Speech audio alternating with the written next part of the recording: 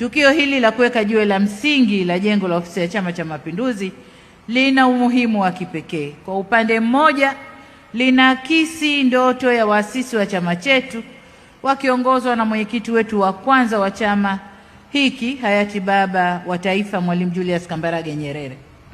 Na kwa upande mwingine, tukio hili linathibitisha umadhubuti wa chama chetu na uwezo wake wa kupanga, kuamua na kutenda mambo makubwa na yenye maslahi kwa chama na taifa letu. Ninaamini kuwa baada ya kukamilika kwa jengo hili, sio tu tutalitumia au litatumika kwa kazi za utawala, bali pia litakuwa ni alama nyingine isiyofutika ya uimara, umoja na utambulisho wa Chama cha Mapinduzi ndani na nje ya nchi. Tutakuwa na jengo la kisasa linaloakisi sio tu ukubwa wa chama chetu, bali pia nafasi ya chama hiki kuiongoza nchi yetu Tanzania, lakini pia kuwa chama kikubwa ndani ya Afrika, lakini hasa kusini mwa bara la Afrika. Ndugu viongozi na wana CCM, mmoja kati ya waasisi wa taifa la Tanzania na aliyekuwa rais wa ASP na rais wa kwanza wa Zanzibar, marehemu mzee wetu Abeid Amani Karume, katika moja ya hotuba zake aliwahi kusema, na hapa na nukuu, alisema kwamba ili chama kisimame lazima watu wakione, lakini vile vile lazima watu wakisikie, na vile vile lazima watu wakiheshimu. Hicho ndio chama, kionekane, kisikike na kiheshimike. Lakini katikati hapa Chama cha Mapinduzi pia tulisema, na nadhani pia iko kwenye katiba yetu, kwamba chama ni alama zake, na moja kati ya alama zake ni ofisi zake, bendera zake na mambo kama hayo. Chama ni alama zake. Sasa kwa kuzingatia maneno hayo ya busara,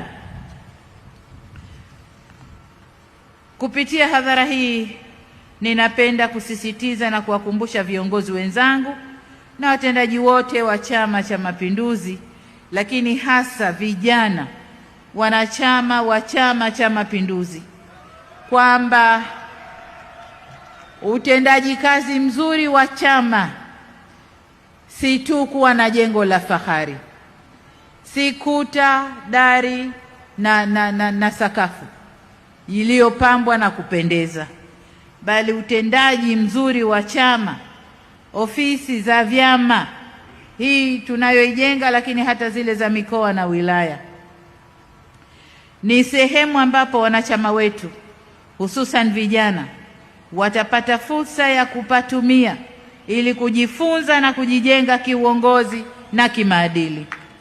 Vile vile ni pahala pa mikutano, mijadala, tafiti, mafunzo na maamuzi ya kisera. Aidha, ni muhimu wakati wote viongozi kuwa karibu na wanyenyekevu mbele ya wananchi, maana wao ndio wamiliki wa chama hiki. Si viongozi tumekabidhiwa dhamana, na dhamana hizi tunapita, kama tulivyosema, kwa mwenyekiti wa kwanza, wa pili, wangapi, mpaka mwenyekiti huyu, na vivyo hivyo ngazi nyingine za uongozi. Sisi tunapita, tunaendesha, kipindi kikisha tunaondoka, wengine wanakuja kuendeleza. Kwa hiyo ni muhimu vijana na wanachama wa Chama cha Mapinduzi mkalijua hilo, na kwamba wote tukakaa mguu sawa katika kukijenga chama hiki. Tukumbuke kuwa chama ni jukwaa la wananchi la kuamua hatima yao, na siku zote CCM kimekuwa chama cha watu. Ni lazima tuidumishe sifa hiyo. Vile vile, kama ilani ya uchaguzi inavyotutaka tuwe daraja kati ya serikali na wananchi, ni wasihi viongozi kuhakikisha tunatumia ofisi za chama pia kuwasikiliza wananchi na kufikisha kero zao serikalini ili zipatiwe ufumbuzi. Ndugu viongozi na wana CCM wenzangu, kupitia mradi huu chama chetu kinaenda kufungua sura mpya ya makao makuu yake, na sote tunaweza kuwa sehemu ya kuifungua sura hiyo mpya.